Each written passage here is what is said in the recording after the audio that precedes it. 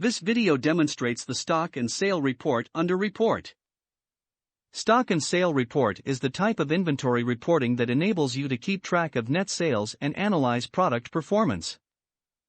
This helps in making a correct stock purchase decisions under normal and special circumstances, such as daily and seasonal sales. To generate a stock and sale report, select Reporting Period. Brand, whether all or specific brand. Category, whether all or specific category. Choose Output Format. You can choose to either print or save the generated report. That's all for this video. Thank you.